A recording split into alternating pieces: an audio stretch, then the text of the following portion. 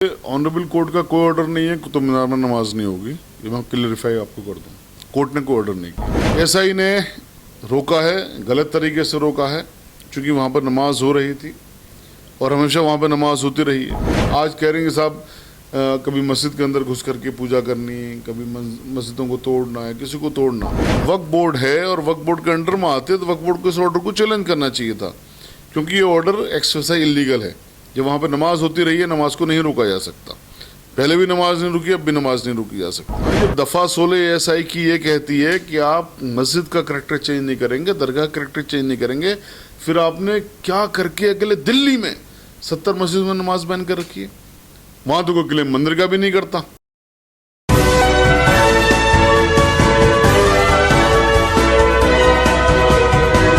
आप देख रहे हैं पल पल न्यूज़ और मैं हूं आपके साथ नदीम अकरम।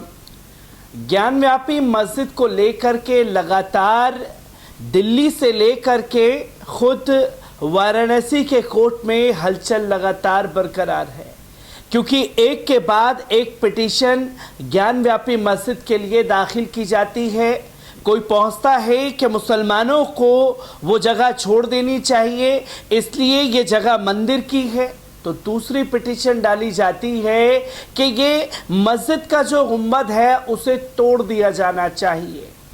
और हैरानगी तब होती है जब इस पिटीशन को दाखिल कर लिया जाता है। इसी पर बात करने के लिए हमारे साथ एडवोकेट शाहिद अली साहब मौजूद हैं। सर, एक के बाद एक पिटीशन दाखिल हो रही है। कोई ज्ञानव्यापी में मुसलमानों को जो जगह है वो दे देनी चाहिए मंदिर वालों को, और गुंबद तोड़ देना चाहिए। किस तरीके से देख रहे हैं इन चीज़ों को?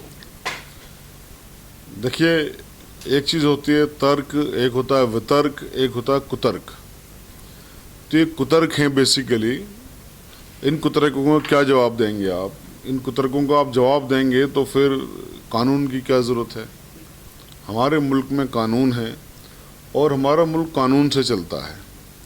और हमारे मुल्क का कानून ये है कि जो 1947 15 अगस्त को स्टेटस था जिस किसी भी रिलीजियस प्लेस का, जो भी कुछ था, उससे मस्जिद ही नहीं मंदिर का भी। बहुत सारे मस्जिदों को तोड़ करके मंदिर बनाए हुए हैं, बहुत सारे गिरजाघर को तोड़ करके मंदिर बनाए हुए हैं, एंड वाइस वर्सा। तो जो भी स्टेटस उसका होगा उसको मेंटेन रखा जाएगा। और ये ज़रूरत इसीलिए महसूस हुई थी कि भाई किसी चीज़ का कोई एंड होना चाहिए।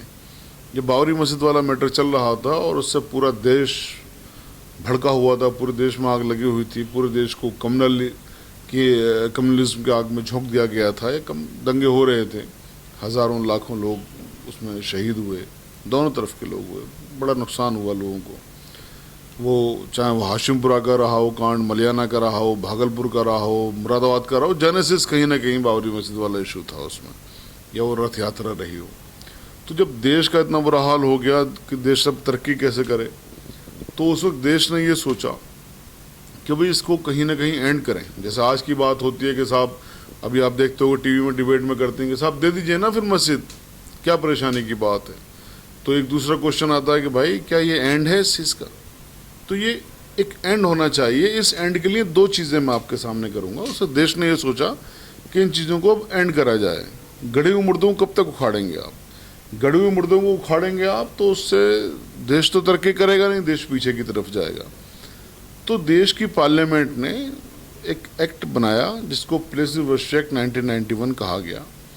उसमें बहस हुई, वो बहस भी मेरे पास है। उस बहस में बीजेपी के लोगों ने, ख़ासतौर से उमा भारती ने, अटल बिहारी वाजपेयी, लाल कृष्ण आडवाणी ने उसके मुखालफत की, ये कहकर कि साहब ये एक्ट अगर लागू हो गया तो बाबरी मस्जिद का डिस्प्यूट भी ख़त्म हो जाएगा।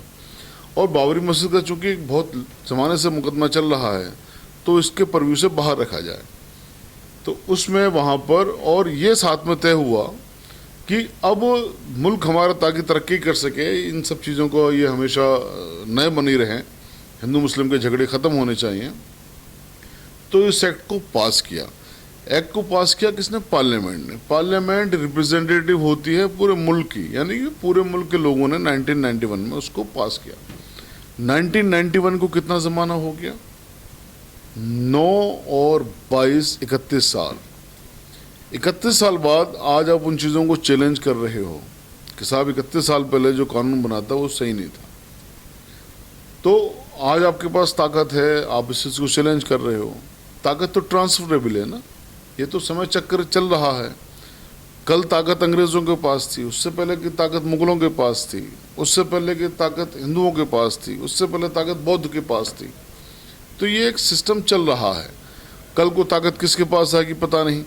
तो ये इस क्रम को क्या आप चलते रहने देंगे कि कल को जिनके पास ताकत आए वो कहें साहब जो सन 2000 में या 19 में या 20th सेंचुरी में या 21st सेंचुरी में जो चीज़ें हुई वो सब चीज़ें गलत थी, इन सबको ख़त्म करिए, हम सब कुछ तोड़ देंगे, हम दोबारा से ये करेंगे।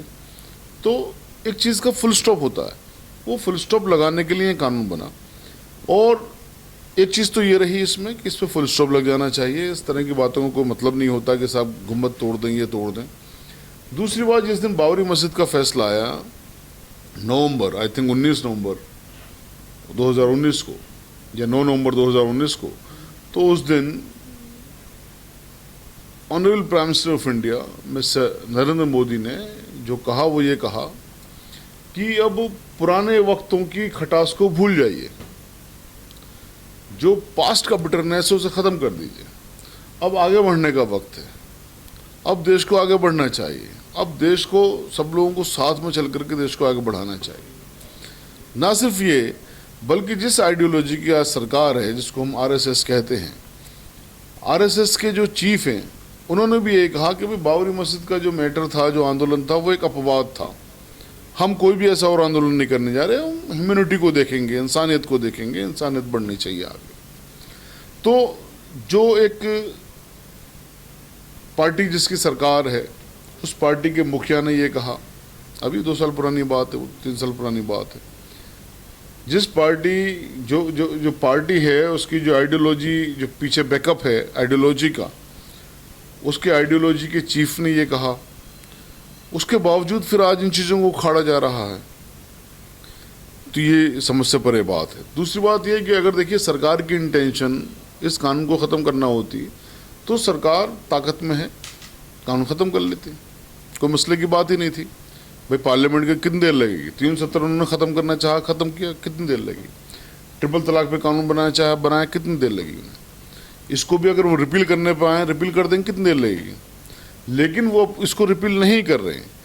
इसका मतलब मैं ये मानता हूँ कि कहीं ना कहीं सरकार इस कुकृत्य में, मेरा अपना मानना ये है ज़ाती, इस चीज़ को लेकर के कि 2 चीज़ें हो सकती हैं, या तो कि साहब पहले पब्लिक ओपिनियन बने, पहले एक माहौल बने तो हम करेंगे, या फिर ये है कि सरकार इसमें शामिल नहीं है। तो मेरा अपना मानना ये, मुझे नहीं लगता कि सरकार इस चीज़ में शामिल होगी या सरकार इसमें शामिल है। तो क्योंकि एंड किसी चीज़ का होना चाहिए। अब आप आज कह रहे हैं साहब कभी मस्जिद के अंदर घुस करके पूजा करनी, कभी मस्जिदों को तोड़ना है, किसी को तोड़ना। तो मेरा अपना मानना यह है कि इनमें ऐसे लोगों के खिलाफ जो कानून की व्यवस्था है, देखिए मुकदमा चलना, कोर्ट को कोई भी अप्रोच कर सकता है, कोर्ट में गलत मुकदमा फाइल किया है, मुकदमा डिसमिस हो जाएगा। ये एक कोर्ट ने गलत कर दिया, दूसरी कोर्ट सही कर लेगी, तीसरी कोर्ट सही कर लेगी। लेकिन अगर कोई आदमी कानून को अपने हाथ में लेता है, कोई आदमी इस तरह की चीज़ें करता है, तो उसके खिलाफ एक्शंस होने चाहिए। ये मेरा इस पर जवाब। क्योंकि सर लगातार ये देखा जा रहा है, सिर्फ ज्ञानव्यापी तक ही मामला महदूद नहीं रह गया है, कर्नाटक के मंगलूर तक पहुंच गया है, कुतुब मीनार तक पहुंच गया है, जहां 100 साल से नमाज पढ़ाई जा रही थी, एसआई की टीम जाती है कि इमाम साहब को निकाल देती है, उनको सामान उठाने तक का मौका नहीं देती और कहती है कि अब यहाँ नमाज नहीं पढ़ी जाएगी। और फिर अदालत में फैसला आ जाता है कि किसी को भी कोई पूजा अर्चना नहीं करने दी जाएगी। किस तरीके से देखते हैं जो राष्ट्रीय धरोहर जो है, जिसकी वजह से देश को एक नई पहचान मिली है, उसी के अस्तित्व को मिटाने पर लगे हुए हैं? देखिए, ऑनरेबल कोर्ट का कोई ऑर्डर नहीं है कुतुब मीनार में नमाज नहीं होगी, ये मैं क्लियरिफाई आपको कर दूं। कोर्ट ने कोई ऑर्डर नहीं किया, एसआई ने रोका है, गलत तरीके से रोका है, क्योंकि वहाँ पर नमाज हो रही थी और हमेशा वहाँ पर नमाज होती रही है कुव्वतुल इस्लाम मस्जिद में। तो उसके जो इमाम साहब हैं उसको तनख्वाह मिलती है वक्फ बोर्ड से। वक्फ बोर्ड भी सरकार है, एसआई सरकार है, वक्फ बोर्ड भी सरकार है। वक्फ बोर्ड इस पर एक्शन क्यों नहीं ले रही? वक्फ बोर्ड में के जो नुमाइंदे हैं वो तो सारे के सारे मुसलमान हैं। एक नुमाइंदा तो उसमें वकील भी है जो बार कौंसिल से आते हैं, आलिम दीन भी हैं। खाली चेयरमैन की जिम्मेदारी नहीं है, बाकी सब क्या कर रहे हो भाई? और भी तो मेंबरान है, एक सोशल वर्कर है, एक आलिम दीन है, मुतवल्ली हैं, चेयरमैन खुद हैं, एमपी हैं, तो इन सब की जिम्मेदारी है। अब ठीक है, वक्फ बोर्ड को जो चला रहे हैं जो चेयरमैन साहब हैं उनको अब तक केस फाइल कर देना चाहिए। हमें उम्मीद है वो करेंगे। हो सकता है कि उनकी पार्टी ने उनको रोक दिया हो इस वक्त, क्योंकि अरविंद केजरीवाल साहब का जो मेरा अपना ख्याल है वो एक ही थैली के चट्टे बट्टे हैं। हमने खूब देखा तबलीगी जमात वाले मैटर में कि किस तरह से एक अच्छी खासी चीज़ को या एक बीमारी को भी कमला रंग दे दिया गया। कोविड को जब उन्होंने मुसलमान हिंदू कर दिया तो वो किस हद तक ख़तरनाक इंसान वो हो सकते हैं, हो सकता है उन्होंने रोका हो। तो मेरा अपना मानना यह है कि जब वक्फ बोर्ड है और वक्फ बोर्ड के अंडर में आते हैं तो वक्फ बोर्ड को इस ऑर्डर को चैलेंज करना चाहिए था, क्योंकि ये ऑर्डर एक्सरसाइज इलीगल है। जब वहाँ पर नमाज होती रही है, नमाज को नहीं रोका जा सकता। पहले भी नमाज नहीं रुकी, अब भी नमाज नहीं रुकी जा सकती। दूसरी बात, यहाँ पर मैं आपके माध्यम से एक बात और बताना चाहता हूँ, जितने भी आपके दर्शक हैं मैं उनकी आंखें खोलना चाहता हूँ कि कुतुब मीनार तो एक मस्जिद, चलिए आपने कुव्वतुल इस्लाम की बात कर ली, दिल्ली में तकरीबन 70 मस्जिदें ऐसी हैं जो ऐतिहासिक महत्व की हैं जहाँ पर नमाज नहीं होती, और जहाँ पर नमाज गैर कानूनी तरीके से सरकार ने रोकी। वो सरकार उस वक्त कांग्रेस पार्टी की सरकार थी। वक्फ बोर्ड ने तब भी इंटरफेरेंस नहीं किया। वक्फ बोर्ड की तो आप बहुत भूल जाइए। जो हमारी ऑर्गेनाइजेशंस हैं, मेरे ख्याल है हर मोहल्ले के अंदर कई ऑर्गेनाइजेशन मिल जाएंगी, कई तो घरों के अंदर मिल जाएंगे ऑर्गेनाइजेशंस, शहरों के अंदर बहुत सारे मिल जाएंगे, और देश में बहुत सारे ऑर्गेनाइजेशन काम कर रही हैं, अच्छा काम भी कर रहे हैं। मैं ये नहीं कह रहा बुरा काम कर रहे हैं, अच्छा काम कर रहे हैं, लेकिन उनको इस मामले में सद्बुद्धि नहीं आ रही। जब archaeological survey of India act 1958 की दफ़ा 16 ये कहती है कि जो भी ऐतिहासिक महत्व की चीज़ों को या इमारतों को सरकार अगर अपने अंडर में लेगी, लेकिन उसमें अगर मस्जिद और दरगाहें हैं तो उनका करैक्टर चेंज नहीं करेगी। ये कानून है, पार्लियामेंट का बनाया हुआ कानून है 1958 का। तो उसकी कंप्लायंस क्यों नहीं करवाते, क्यों कोर्ट नहीं जाते? आज आप ये तो कह रहे हो कि साहब अश्विनी ने केस फाइल कर दिया, वही अश्विनी है जिसने ये कहा था मुल्ले काटे जाएंगे, इतने खतरनाक आदमी है जी वो तो। लेकिन आप लोग क्यों नहीं केस फाइल करते? मुसलमान क्यों नहीं केस फाइल करते? हमने एक केस फाइल किया था और उसमें ऑर्डर्स भी हमारे फेवर में हुए। फर्दर गवर्नमेंट को डायरेक्शन मिली कि इसको आप कंसिडर करिए, पॉजिटिवली कंसिडर करिए।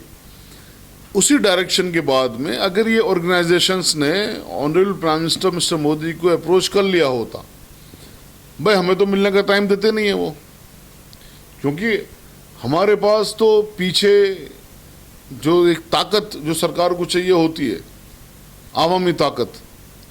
ठीक है, हमारे पीछे लाखों लोग होंगे, हम लाखों लोगों की दुआओं में रहते हैं, लेकिन उनको चाहिए सरों की ताकत। हम एमपी नहीं, हम एमएलए नहीं, हम कहीं मंत्री नहीं, ठीक है, बट बहुत सारे लोग एमएलए भी हैं। अभी भी उत्तर प्रदेश में मेरे ख्याल है 30, 35, 34 जीते हैं बहुत सारे। अभी एक जो कहा जा रहा है कि साहब शेर आज़ाद हो गया, अभी जेल से छूट के आए हैं, ठीक है, बड़ा उनका स्ट्रक्चर है। एक वो हैदराबाद वाले भाई साहब भी हैं, वो भी बहुत बड़े हैं, ठीक है। यहाँ भी बहुत सारे लोग हैं, मैं नाम सबके अलग अलग मैं लूँगा तो लोग बुरा मानते हैं कि साहब हमारे लीडर को ऐसे कह दिया, हमारे लीडर को ऐसे कह दिया। मैं सिर्फ ये बात बताना चाह रहा हूँ कि सारे के सारे लोग अगर एक एक बयान भी दे दें कि भाई जब दफ़ा 16 SI की ये कहती है कि आप मस्जिद का करैक्टर चेंज नहीं करेंगे, दरगाह का करैक्टर चेंज नहीं करेंगे, फिर आपने क्या करके अकेले दिल्ली में 70 मस्जिद में नमाज बैन कर रखी है? वहाँ तो कोई क्लेम मंदिर का भी नहीं करता। उन 70 मस्जिदों में कोई क्लेम नहीं है कि वहाँ मंदिर थे या कुछ भी थे, वो पाक साफ है इन सारे क्लेम से, सारे एलिगेशन से, उसके बावजूद भी नहीं है। तो फिर आखिर क्या वजह है ये लोग नहीं काम करते? तो इस पर कुछ मंथन करने की ज़रूरत है, सोचने की ज़रूरत है। हम लोग इल्ज़ाम तो लगाते हैं, देखिए साहब ये हो गया हमारे साथ, देखिए साहब हमारे साथ ये हो रहा है, बड़ा जुल्म हो रहा है साहब। तो जुल्म करने वाले सबसे ज़्यादा तो हम अपने आप के ऊपर है ना। जुल्म सहना भी तो जुल्म करना ही है, बड़ा ज़बरदस्त वाला गुनाह है।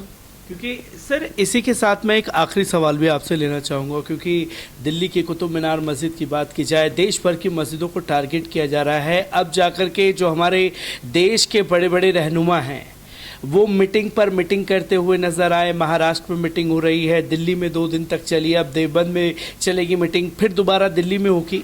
आखिरकार इन मीटिंगों का नतीजा क्या निकलेगा? कुछ एक्शन लिया जाएगा? देखिए, जो मिली तंजीमें मीटिंग कर रही हैं, हकीकत में दर्द होगा तो ही मीटिंग कर रहे हैं, बिना दर्द के तो मीटिंग नहीं करेंगे। और उसको आप कुछ भी रूप दीजिए कि साहब कुछ लोग चंदा भी करेंगे, उसके ज़रिए कुछ लोग अपनी कमाएंगे भी, सारी चीज़ें करेंगे, लेकिन मैं अपना ये मानता हूँ कि उन सब के अंदर दर्द है, इसलिए वो मीटिंग कर रहे हैं। लेकिन इस दर्द का इलाज क्या है? देखिए, पार्लियामेंट में आपकी ताकत तो है नहीं। अगर आज भारतीय जनता पार्टी की सरकार ये चाहे कि हमें इस कैट को रिपील करना है तो कर लेंगे। कोर्ट में आप मुकदमे लड़ेंगे, कोर्ट में हमने पहले ही मुकदमे लड़े हैं। जब तक हमारे पास में 1991 प्लेस वर्शिप एक्ट है, मैं आपको 100% बता रहा हूँ, आपको कोई मुकदमा नहीं हरा सकता इंशाल्लाह। लेकिन अगर ये रिपील हो गया फिर आप क्या करेंगे? ये इसको हटा दिया गया फिर आप क्या करेंगे? आज बनारस, मथुरा या कर्नाटका, वीएचपी वाले कहती है हमारे पास 300 मस्जिदों की लिस्ट है।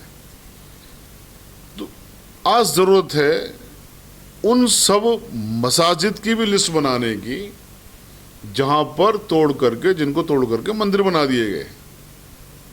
पूरे हिंदुस्तान में मेरा ख्याल है हज़ारों ऐसी मस्जिदें होंगी जहां पर तोड़ करके मंदिर बना दिए गए हैं, या जहां पर तोड़ करके कुछ और चीज़ें बना दी गई हैं। कुछ लोगों ने अपनी वहाँ भैंसें पालती हैं, हरियाणा में आप चले जाइए, कुछ लोग कुछ और करते हैं।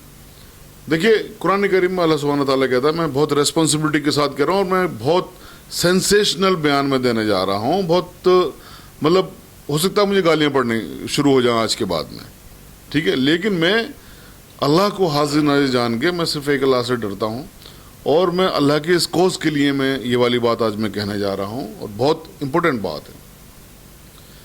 आप एक लिस्ट बनाइए तमाम मसाजिद की, लिस्ट मौजूद हैं, दिल्ली में मौजूद हैं, हरियाणा की भी मौजूद हैं, पंजाब की भी मौजूद हैं, तमाम जितने भी स्टेट्स हैं, कर्नाटका की मौजूद हैं, सबकी मौजूद है। बाबरी मस्जिद वाले मैटर में ऑनरेबल सुप्रीम कोर्ट ने आर्बिट्रेशन के लिए कहा था, फैसले के लिए कहा था, मीडिएशन के लिए कहा था कि साहब हम बाबरी मस्जिद केस को मीडिएशन के लिए भेज रहे हैं, आपस में फैसला कर लीजिए। लेकिन वो मीडिएशन का फैसला सुप्रीम कोर्ट ने आखिरी वक्त में किया था, तो मीडिएशन उसमें नहीं हो सका था, आखिरी वक्त में किया गया था। सूरह निसा में अल्लाह सुब्हानहू तआला कहता है, हालांकि वो जो मसला है वो मसला है जब मियाँ बीवी की डिस्प्यूट हो जाए, लड़ाई हो जाए, तो एक आप आर्बिट्रेटर इधर से ले लीजिए, एक उधर से ले लीजिए, फैसला करवाइए, ठीक। तो फैसला आपस में हो जाए, इससे बड़ी कोई बात नहीं। देखिए, हिंदुस्तान में हिंदू ने मुसलमान ने सबने साथ में रहना है। और ये चीज़ जो मैं शुरू में मैंने कहा कि ये जो पावर है ट्रांसफरेबल है। आज पावर में ये लोग हैं तो ये कहेंगे साहब हम ये तोड़ देंगे, कल पावर में दूसरे थे तो उन्होंने कहा कि हमने जो चाहे तोड़ दिया, तो कल जो पावर में आएंगे वो भी तोड़ेंगे। इस चीज़ का एक खात्मा होना चाहिए। तो लिस्ट जैसे वीएचपी ने बना रखी है, साहब इतने मंदिर हैं हमारे जो तोड़े गए हैं या मस्जिदें बनी हुई हैं, हमारे पास भी एक लिस्ट है, या हमारे पास भी एक लिस्ट उसके मुकम्मल हो जानी चाहिए कि भाई इतने मसाजिदें तोड़ करके दूसरी इबादतगाह बना रखी हैं या उनको कुछ और इस्तेमाल कर रहे हैं।